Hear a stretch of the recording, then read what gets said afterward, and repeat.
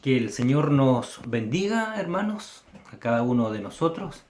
Tenemos nuevamente, ¿cierto?, el privilegio de poder compartir la palabra del Señor. Como cada día domingo, ¿cierto?, hemos estado a través de estos medios predicando el mensaje de la palabra del Señor. Para mí, a la verdad que es un privilegio, ¿cierto? Es una honra de parte del Señor de poder ser un siervo del Señor, ser un instrumento en sus manos, ¿cierto? Poder predicar la palabra que es viva y eficaz, ¿verdad? La palabra de Dios que es eterna, permanece para siempre. El cielo y la tierra pasará, dice la Escritura, pero la palabra de Dios permanece para siempre. Así es que gracias al Señor por esta hermosa oportunidad, por Dios, cierto, tenerme también por fiel, como dijera el apóstol Pablo, poniéndome en el ministerio. Gracias al Señor por eso. Hoy quiero compartir acerca de el propósito de las aflicciones. ¿Ya? El propósito de las aflicciones. Eh, bueno, cierto, el texto que vamos a leer para eso es Romanos 8:28. Y vamos a dar lectura en este momento, ¿cierto?, a la palabra del Señor. Así dice la Biblia. Y sabemos que a los que aman a Dios, todas las cosas les ayudan a bien. Esto es, a los que conforme a su propósito son llamados. Romanos 8:28. Hermanos, esa es la palabra del Señor. Vamos a orar para agradecer al Señor por este tiempo, por esta palabra, y le vamos a pedir que nos ayude para que todo lo que podamos, cierto, aprender, escuchar de las Escrituras, realmente sea una tremenda bendición, ¿verdad?, para cada uno de nosotros. Padre Celestial, te damos muchas gracias, Señor, en esta hora. Dios mío, por tu amor, tu misericordia, Señor, porque tú has sido bueno con cada uno de nosotros. Señor, porque hasta este día tú has sido fiel, has sido misericordioso, Señor. Porque no nos has pagado conforme a nuestras obras, sino que al contrario nos ves como santos, como justos, Señor. Gracias por tu Hijo Jesucristo, Dios mío, quien dio su vida en la cruz para darnos a nosotros salvación. Señor, comprendemos, Dios mío, que tú trataste a tu Hijo como el más vil pecador. Toda tu ira, Señor, todo el juicio, Dios mío, que debía caer sobre nosotros como criaturas pecaminosas, pecadoras, cayó en la persona de tu Hijo, el Señor Jesús. Ayúdanos, Dios mío, a comprender esa tremenda verdad, Señor. A reconocer, Dios mío, de que solo por gracia somos salvos y que fuera de Cristo, Señor, no hay salvación para ninguno de nosotros. Señor, gracias por este tiempo, por la palabra que tú nos has dado. Permite, Señor, que a través de ella cobremos ánimo, fuerzas. Señor, sin duda hay mucha gente que tal vez en estos tiempos está, Señor, sufriendo algún tipo de necesidad, algún tipo de enfermedad, quizás conflictos familiares, problemas con los hijos, Señor, problemas matrimoniales. Dios mío, ayúdanos, Señor, para que todo, Dios mío, realmente podamos nosotros considerar que tiene un propósito de tu parte, Señor, y que nada es casualidad. Tú, Señor, tienes un propósito con cada una de las situaciones. Señor, en el nombre de Jesús, lo agradecemos todo en esta hora, Dios mío. Amén y amén. Bien, hermanos, vamos entonces a meditar en esta palabra, ¿cierto?, que tenemos para hoy día, Romanos 8:28. Hay una historia, ¿cierto?, en la Biblia que me bendice mucho y que creo que quienes la hemos leído realmente podemos considerar que es un hombre que sufrió bastante, ¿cierto?, un hombre justo, un hombre de Dios. Y estamos hablando de Job, ¿cierto?, la historia de Job. ¿Cuántos de nosotros conocemos la historia de Job? ¿Cierto? Un hombre que eh, era justo, un hombre justo, ninguno como él en sus días, ¿cierto? El hombre más rico de Oriente, Job, era un principal sin duda en la ciudad, era un juez si se quiere, era un hombre, ¿cierto?, que contaba con la venia, con el favor de Dios, al punto que Dios dice que no había un hombre más justo que Job en la tierra. Sin embargo, dice la Escritura que Dios, ¿cierto?, trata a este hombre, prueba a este hombre, vienen, ¿cierto?, a su vida situaciones muy tristes, muy calamitosas, como por ejemplo, pierde su economía, Job pierde su economía, pierde su salud, Job pierde, ¿cierto?, a su familia y también pierde su reputación. Cuatro cosas que Job perdió, pero lo que nunca perdió Job fue su fe. Hermanos, este sin duda fue un hombre que nos muestra a nosotros que realmente la aflicción de los creyentes tiene un propósito de parte de Dios y que nada es casualidad. Dios todo lo que nos todo lo que permite en nuestra vida, Dios tiene un propósito, ¿cierto? Y como lo digo, vemos en el caso de Job, que siendo un hombre justo delante de Dios, Dios tenía un propósito para con Job y permitió, ¿cierto?, que él pasara por todas esas aflicciones. Alguien pregunta, ¿por qué sufren los buenos? Bueno, la respuesta es, no sé. Lo único que sé es que Dios siempre tiene propósitos con cada una de las situaciones, por muy negativas o tristes que éstas puedan parecer, a nuestro parecer, ¿verdad? A nuestros ojos. Esta es la historia de Job. Bueno, como digo, hermanos, a nadie le gustan las aflicciones. Con todo, pudiéramos decir, ¿cierto?, como dijera el apóstol Pablo, pues tengo por cierto que las aflicciones del tiempo presente no son comparables con la gloria venidera que en nosotros ha de manifestarse. Dios nos ayude para que, al igual que el apóstol Pablo, ¿cierto?, podamos tener nosotros también ese sentir, nosotros los creyentes, ese sentir, ¿cierto?, que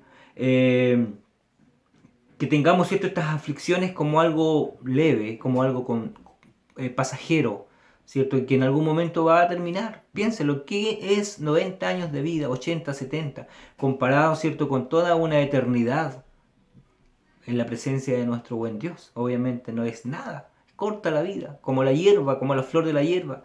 Viene el sol, la hierba se seca y la flor se seca y se cae, se muere. La hierba, ¿verdad?, se muere finalmente. Nuestras vidas es como la neblina en términos de tiempo. Es corta, solo por la mañana, luego al mediodía se desvanece. Así es nuestra vida, hermano.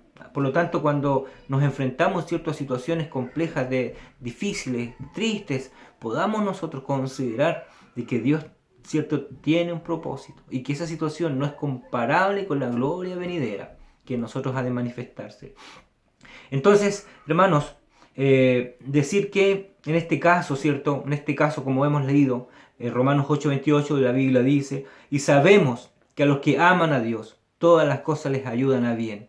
Esto es, a los que conforme a su propósito son llamados. En este caso, las aflicciones de nuestra vida, hermanos, tienen el propósito de hacernos conforme a la imagen de su Hijo, es decir, hacernos más como Cristo. Eso es algo que no debemos perder de vista. Dios tiene ese propósito, es hacernos, ¿cierto?, conforme a la imagen de su Hijo. Que usted y yo podamos parecernos más al Señor Jesucristo. Que seamos como Él en todo sentido, ¿cierto? Por eso es importante que nosotros aprendamos de las Escrituras, aprendamos de la Biblia, aprendamos acerca de Cristo, le aprendamos a conocer más al Señor, a su Salvador. ¿Cuánto sabe usted de su Salvador? Hermanos, ¿cuánto tiempo nosotros perdemos? Muchas veces, ¿verdad?, en pasatiempos, en juegos, en la televisión, en Netflix, en fin, tantos pasatiempos. Y perdemos, ¿cierto?, la bendita bendición de poder conocer más a nuestro amado Salvador. De hecho, las Escrituras pareciera ser un libro desconocido para nosotros. A veces está empolvado ahí en algún estante de nuestra casa. Cuando Jesucristo mismo lo dijo. Él dijo, escudriñad las Escrituras, porque en ellas os parece, ¿cierto?, que hallaréis la vida eterna. Entonces nosotros como cristianos tenemos que estar claros y tenemos que saber, ¿cierto?, saber que realmente todas las aflicciones a nosotros nos van a ayudar a bien también. Por eso dice la Escritura, la Biblia dice, y sabemos, hermanos. La palabra sabemos en el griego es oida y conlleva la idea de una experiencia personal. No algo que otros hayan experimentado o hayan tenido, sino es algo propio, es algo personal. Sabemos, usted tiene que saber de buena fuente, no es algo que le contaron, no que sea el Dios de sus padres, tiene que ser su propio Dios, tiene que ser una experiencia personal. Dice, y sabemos que a los que aman a Dios, todas las cosas les ayudan a bien. Usted tiene que saber realmente de buena o de primera fuente. Mira, hay un pasaje en la Escritura que refleja un poco esto. Dice, ahí en Lucas 4, versos 34 y 35, dice, déjanos, ¿qué tienes con nosotros, Jesús Nazareno? ¿Has venido para destruirnos? Yo te conozco quién eres, el Santo de Dios. Y Jesús le respondió diciendo, cállate y sal de él. Entonces el demonio, derribándole en medio de ellos, salió y se fue. Y no le hizo ningún daño. ¿Cierto? Aquí es Jesús sanando a un endemoniado. Este demonio sabía quién era Jesús, le conocía. De hecho, él sabía que Jesús fue su diseñador, su creador. Recordemos, Efesios dice que principado y potestad de todo fue creado por el Señor. Entonces, de primera mano, de primera fuente, sabía este demonio quién era el Señor. Pero el otro pasaje que me encanta y creo que refleja mucho mejor quizás es el pasaje de Marcos 5, 33 y 34 que dice: entonces la mujer, temiendo y temblando, sabiendo lo que en ella había sido hecho, vino y se postró delante de él. Y le dijo el Señor, le dijo al Señor ella, cierto, toda la verdad. Y Jesús le dijo: hija, tu fe te ha hecho salva. Ve en paz y queda sana de tu azote. Si tú eres una mujer que había tenido una enfermedad de flujo por 12 años, y ella, cierto, se acerca al maestro, se acerca y le toca el manto por detrás, cierto, y Jesús se da vuelta y dice: ¿quién me ha tocado? Y los discípulos les dicen: pero Señor, ¿cómo preguntas eso si todo el mundo te ha tocado? Todos te están apretando acá. Y Jesús le dice: no, es que alguien me ha tocado, porque yo sentí que poder salió de mí. Hermanos, esta mujer, cierto, conoció, sabía de primera mano, de primera fuente, porque fue una experiencia personal en ella. Ella sabía, cierto, sabía lo que había sucedido en su persona, en su vida. Ella sabía que realmente había tenido un encuentro, una experiencia personal con el Salvador del mundo, con Jesucristo el Señor. Entonces, hermano, usted tiene que saber verdaderamente, usted tiene que saber quién es usted. Usted tiene que saber realmente que cada situación, por muy difícil que se presente en su vida, Dios tiene el control, Dios tiene un propósito. Tal vez usted ha enfermado de coronavirus, tal vez usted, cierto, le ha pasado alguna desgracia en su hogar, en su familia, quizás algún siniestro en su casa, en fin, tantas cosas, alguna enfermedad. Tengo un hermano, mi hermano Marcos Vázquez, ¿verdad? Que él hace poco le diagnosticaron diabetes y tiene una herida en el pie, pero el punto es que él debe saber y sabe, ¿cierto?, que Dios tiene el control y tiene un propósito. Y que si él ama a Dios, aquella aflicción le va a ayudar a bien. Eso es algo que todos nosotros como cristianos tenemos, ¿cierto?, que saber. Como insisto, no es algo que nos digan, es algo que tenemos que tener claro nosotros desde adentro, de nuestro ser, de nuestro corazón. Dice la Escritura, hermano, y aquí Pablo, ¿cierto?, enseña de que todas las dificultades, ¿cierto?, hermanos, que Dios permite en nuestra vida, en el fondo, ¿cierto?, lo que hacen es obrar para la gloria del Señor. Pablo enseña y espera, ¿cierto?, entonces que las personas creyentes sepan que cuando enfrentan dificultades es Dios que está obrando en su vida para su gloria. Eso es lo que nosotros no tenemos que perder de vista, hermano. La Biblia dice, y sabemos que a los que aman a Dios, aquí tenemos otro punto importante, los que aman a Dios. ¿Cierto? A veces hay gente que cree que es cristiana, que es creyente, porque va a la iglesia, porque lee una Biblia. Hermanos, pero no se han convertido verdaderamente. Realmente no han reconocido que son pecadores y que su pecado le iba a condenar. Pero que Dios en su amor y misericordia envió a su Hijo al mundo para tomar su lugar, para que sus pecados fueran castigados en la persona de Cristo. Jesucristo en la cruz llevó todos nuestros pecados y Él sufrió el castigo que nuestros pecados merecían. Él tomó nuestro lugar. A eso se llama justificación, ¿cierto? Que nuestros pecados fueron imputados, ¿cierto?, a Cristo y su justicia fue imputada a nosotros. Por eso es que el Señor nos ve como justos. Entonces, no todo el que me dice Señor, Señor entrará en el reino de los cielos, sino realmente el que haga la voluntad del Padre, el que le conozca verdaderamente, el que realmente se haya convertido al Señor. Por eso dice, y sabemos que a los que aman a Dios, usted ama al Señor, ama al Señor de verdad. Los que aman a Dios. ¿Cierto? Aquí vemos, como digo, algo interesante. Que no porque seamos hijos de Dios, también decirlo verdad esto, no nos van a acontecer cosas negativas o cosas malas, si se quiere. ¿Cierto? No porque seamos hijos de Dios, no nos van a suceder cosas adversas en nuestra vida. Al contrario, por cuanto amamos a Dios, es que nos vendrán cosas adversas a nuestra vida. La palabra griega para aman aquí es agapao. Agapao, ¿qué significa? Amar, sentir un afecto muy grande por. Amar, sentir un afecto muy grande por. Y no puede ser de otra manera si consideramos todo lo que el Señor hizo por nosotros. Debemos amar a nuestro Dios. Debemos amar a nuestro Señor. ¿Cierto? Gracias a Él podemos contar con su perdón. Gracias a su muerte en la cruz. Podemos contar con su perdón. Podemos contar, ¿cierto?, con la salvación y la vida eterna que Él nos ofrece. Hermano, el Señor no espera menos de usted que el amor. Que amor para Él. ¿Cierto? Además es un mandamiento, lo dice la Escritura. Jesús dijo, amarás al Señor tu Dios con todo tu corazón y con toda tu alma y con toda tu mente. Mateo 22, verso 37. Hermanos, no piense usted que producto de usted estar pasando dificultades, Dios no le ama. La Biblia dice, antes bien como está escrito, cosas que ojo no vio, ni oído oyó, ni han subido en corazón de hombre, son las que Dios ha preparado para los que le aman. Hermanos, Dios está obrando, Dios está trabajando. Él está, cierto, preparando cosas para usted, para mí. ¿Por qué? Porque nosotros le amamos.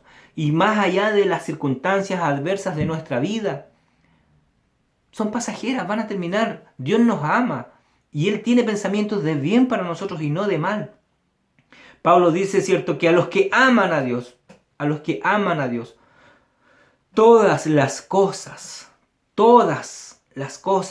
escuchó bien, todas las cosas, todas, panta en griego, que significa siempre, continuamente, en todo sentido, todo, pleno, todas las cosas, el universo entero, todo en absoluto, todo es todo, todas las cosas, todo, hermanos, dice la Escritura, todo nos ayuda a bien. Hermanos, todo al cristiano le ayuda a bien. Aún las aflicciones de la vida, como dije, esa enfermedad, ese conflicto en el hogar, con sus hijos, con su economía, incluso con el pecado que le asedia diariamente, todo le va a ayudar a bien a usted. ¿Por qué? Porque Dios es un Dios de propósito. Él tiene un propósito con cada una de las situaciones. La Biblia dice en 2 Corintios 4, 7 al 11, pero tenemos este tesoro en vasos de barro, para que la excelencia del poder sea del Señor y no de nosotros, que estamos atribulados en todo, mas no angustiados, en apuros, mas no desesperados, perseguidos, mas no desamparados, derribados, pero no destruidos, llevando en el cuerpo siempre por todas partes la muerte de Jesús, para que también la vida de Jesús se manifieste en nuestros cuerpos. Porque nosotros que vivimos siempre estamos entregados a muerte por causa de Jesús, para que también la vida de Jesús se manifieste en nuestra carne mortal. Ese es el propósito de Dios, hermanos. Conformarnos a la imagen de su Hijo. Él quiere que usted sea más como Cristo. Él quiere que yo sea más como Cristo. Que yo pueda amar a mi esposa como Cristo ama a la iglesia. Que yo pueda amar a mis hijos como Dios ama a sus hijos. Él quiere que yo sea como Él. ¿Cuántos hermanos estamos llevando a cabo esa tarea? ¿Cuántos hemos tomado el desafío de realmente consagrarnos al Señor, santificarnos delante de nuestro Dios, abandonar el pecado que antes amábamos, ahora aborrecer, esforzarnos diariamente, ¿cierto?, en buscar la gloria del Señor, buscar su presencia, orar diariamente, lo que a la carne no le gusta, la oración, esforcémonos en orar. Luego escudriñemos las Escrituras porque en ellas nos parece que vamos allá a la vida eterna. Y es así.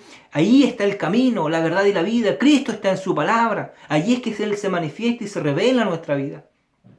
Hermanos, dice la palabra del Señor, 2 Corintios 7, 5 y 6. Porque de cierto cuando vinimos a Macedonia, aquí es Pablo hablando, ningún reposo tuvo nuestro cuerpo, sino que en todo fuimos atribulados. De fuera conflictos, de dentro temores. Pero Dios que consuela a los humildes, nos consoló con la venida de Tito. Hermano, los hombres de Dios, las mujeres de Dios, no están exentas de adversidades, de problemas, de tribulaciones, de conflictos, de miedos.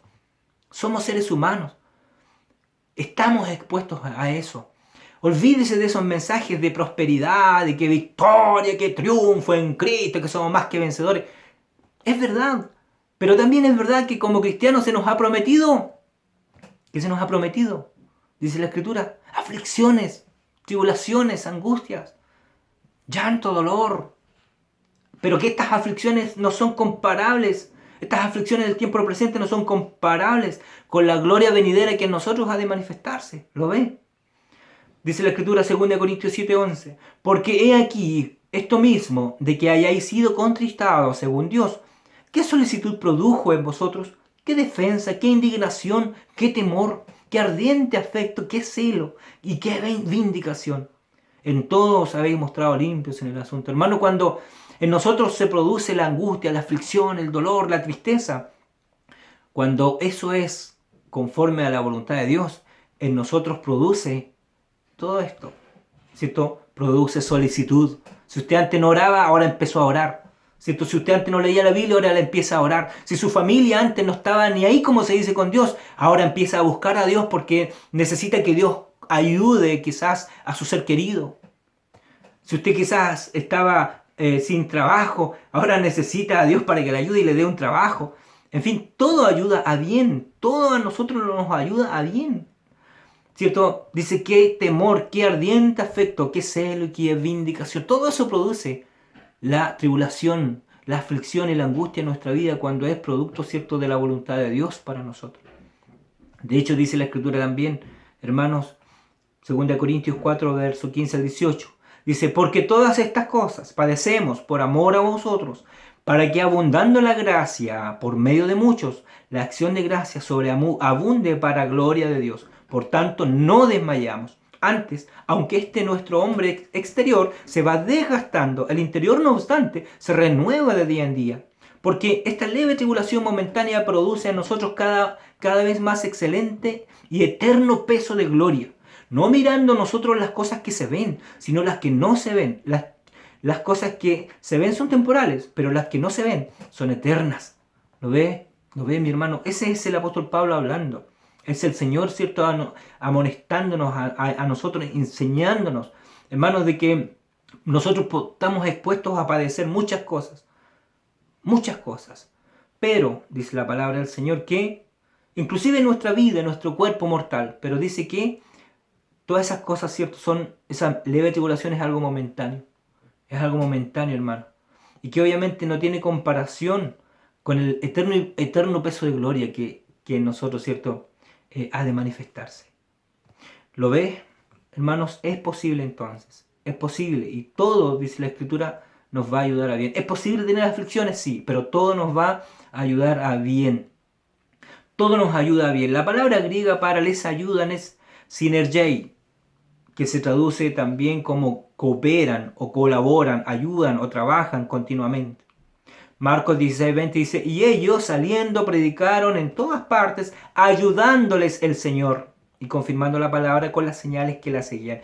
¿Cierto? Todo nos ayuda bien, todo nos ayuda bien. Bueno, hermanos, Dios, ¿cierto?, usa todas nuestras aflicciones, como dije delante, para un propósito mayor. ¿Cierto? Y ese propósito mayor es en nosotros nuestra santificación, que nos apartemos, ¿cierto?, para el Señor, que entreguemos nuestra vida para el Señor de corazón y de verdad de una vez por todas. El tiempo es corto y resta que nos consagremos, hermanos. La Biblia dice que todas las cosas les ayudan a bien. Todas las cosas les ayudan a bien. Esta palabra bien en el griego también es agazón o agatón, si se quiere. Este es un adjetivo que se usa para muchas combinaciones. La idea es aquí el hecho de una buena naturaleza, ¿cierto? El hecho de que tengamos aflicciones, hay una naturaleza buena detrás. Es Dios obrando a través de aquello. Esa es la idea. ¿Ya? Esa es la idea. Bueno, como digo, conlleva la idea de un árbol, ¿cierto?, que fructifera, ¿cierto?, un árbol fructífero, ¿cierto?, el cual hay que podarlo para que lleve más y buen fruto, ¿cierto? Esa es la idea. Tiene también la idea de un agricultor. Por ejemplo, en Juan 15, 1, 2 dice, yo soy la vid verdadera y mi padre es el labrador. Todo pámpano que en mí no lleva fruto lo quitará, y todo aquel que lleva fruto lo limpiará para que lleve más fruto, es decir, lo podará. La poda duele, es dolorosa, ¿cierto? A veces Dios nos trata con dolor, pero con el propósito de que nosotros llevemos fruto para la gloria de Dios. ¿Se da cuenta? ¿Cierto? Como digo, otro ejemplo, Lucas 8:8, que conlleva la idea de una buena tierra, ¿cierto? Una buena tierra para el agricultor, la cual debe ser tratada, arada, abonada, para que finalmente pueda estar preparada para ser sembrada y pueda dar buenas cosechas. Si te dice la Escritura, Lucas 8:8, y otra parte cayó en buena tierra y nació y llevó fruto a 100 por uno. hablando estas cosas, ¿cierto? Decía a gran voz, el que tiene oídos para oír, oiga. Hermano, a veces necesitamos que el Señor, ¿cierto?, pase su arado por nuestra vida, ¿cierto? Nos va a doler, nos va a arrastrar ese arado, quizás va a sacar ahí mella, pero es necesario, porque eso nos va a ayudar a bien. Todas las cosas cooperan para bien, todo nos ayuda bien. ¿Cierto? El pasaje termina diciendo, todas las cosas, a los que aman a Dios, todas las cosas les ayudan a bien. Esto es, a los que conforme, katá, demostrando una meta o propósito. Todas las cosas, a los que aman a Dios, todas las cosas les ayudan a bien. Los que conforme a su propósito son llamados. Propósito, trotesin, tiene la idea de un propósito, de voluntad, de un plan. Dios tiene todo esto así. Él tiene un plan y una voluntad con aquella aflicción.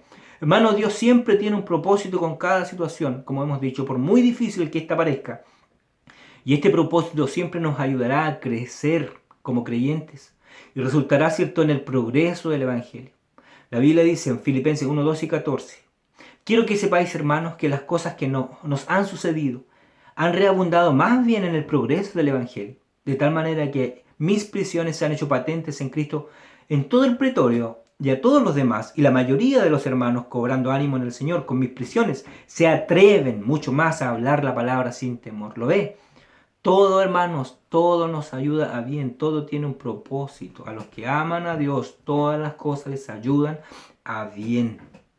No hay dos lecturas. Aprenda esto. No se aflija tanto, no se enoje tanto con el Señor por las dificultades, por las situaciones complicadas, las enfermedades. El Señor tiene un propósito. Vea la gloria de Dios en ese propósito. Descanse en la voluntad del Señor, descanse en el Señor. Mire, piénselo. Si usted es un cristiano, Dios le promete esto. No le promete prosperidad ni felicidad. Lo que Dios le promete es lo siguiente, 2 Timoteo 3:12.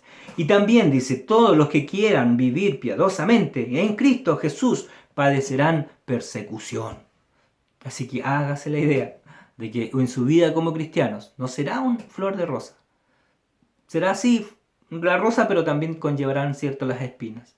Y esa, ¿cierto?, nos ahí dolerá muchas veces en nuestra vida como cristianos. Pero todo nos ayuda, ¿cierto?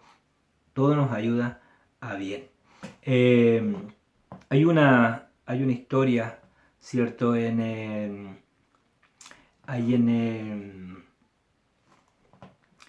una historia en la Biblia, ¿cierto? La historia de el ciego, un ciego que el Señor sanó, ¿verdad? Y le preguntan los discípulos, Señor, ¿quién pecó? ¿Este o sus padres para que haya nacido ciego? Y el Señor le dice, miren, muchachos, no pecó él ni sus padres, sino que él nació ciego. ¿Para qué? Para que la gloria de Dios, se manifestase. Para eso es que este hombre nació así. Si este ciego volviera a vivir y nosotros le preguntásemos, mi amigo, ¿usted le gustaría, si Dios le permitiera volver a vivir, nacer ciego nuevamente? Lo más probable es que este ciego nos diría, si el Señor me diera 1000 vidas, mis 1000 vidas le diría que yo naciera ciego nuevamente. Porque de esa forma voy a poder ser, ¿cierto?, usado por mi Señor para su gloria. Porque Él me va a sanar. Hermano, es algo tremendo, algo terrible. Y nosotros miramos con tan malos ojos muchas veces esto, la tribulación y la aflicción, cuando en realidad está determinada por Dios para la gloria de su Hijo Jesucristo en nosotros. ¿Lo ve? Así que Dios nos ayude para que realmente podamos, ¿cierto?, levantar nuestra cabeza, animarnos, ¿cierto?, que somos hijos del Señor y realmente a los hijos de Dios todas las cosas les ayudan a bien. Alégrese. Hemos estado en tiempo de pandemia, honestamente, como lo digo, me he ido bien en todo sentido. He prosperado económicamente, emocionalmente, familiarmente y espiritualmente. Así que Dios bendiga a su iglesia. Dios bendiga a cada hermano de la iglesia, predicadores, hermanas, jóvenes sobre todo. Procuren convertirse a Cristo. Arrepiéntanse de sus pecados y acepten a Cristo como el Señor y el Salvador de su vida, porque Él pagó sus pecados en la cruz. Aférrense a Cristo. Familia de la fe, Dios les bendiga, Dios les ayude también. ¿Cierto? Este grupo de WhatsApp que tenemos. Dios les ayude para que realmente den ese paso de fe, de conversión. Quiero que en algún momento me diga alguien, Claudio, Cristo vino a mi vida, me transformó, me dio su Espíritu Santo, soy salvo, tengo vida eterna. Que no tengamos que nosotros prácticamente estarle obligando a que experimenten algo. Quiero escuchar que la gente diga eso, que Cristo ha hecho una obra en su vida. La Biblia dice que el que comenzó en nosotros la buena obra, la perfeccionará hasta el día de Jesucristo. Tenemos que ir como la luz de la aurora, creciendo hasta que el día es perfecto. No podemos seguir viviendo como niños espirituales, como bebés, como guaguas, diría alguien por ahí. Dios nos bendiga, hermano, Dios nos ayude. Vamos a orar para agradecer al Señor por este tiempo. Dios bendiga a su iglesia. Padre, te damos gracias por este tiempo, Señor, por tu palabra. Señor, sabemos que Pablo, hablando a los romanos, dando muchas instrucciones, Señor, pero una de las instrucciones que daba era esto, que a los que aman a Dios, todas las cosas les ayudan a bien. Señor, gracias. Gracias, Señor, porque verdaderamente nosotros te amamos, Señor, y reconocemos el sacrificio que tú hiciste por nosotros en la cruz, tomando nuestros pecados, Señor, y sufriendo el castigo por el Padre que nuestros pecados merecían. Por eso, Señor, tú te mereces toda la honra y toda la gloria y todo nuestro amor. Ayúdanos, Señor, a vivir para tu gloria. Ayúdanos a consagrarnos, a santificarnos. Ayúdanos, Señor, a ser más como Cristo. Ayúdanos, Señor, a vivir para la honra y la gloria de tu nombre. Y que cuando vengan, Señor, los tiempos difíciles y las aflicciones en nuestra vida, Señor, podamos considerar que es una oportunidad que tenemos para que la gloria de Dios se manifieste en nuestra vida y en la vida de quienes están a nuestro alrededor. En el nombre de Jesús lo agradecemos todo, Señor. Amén y amén.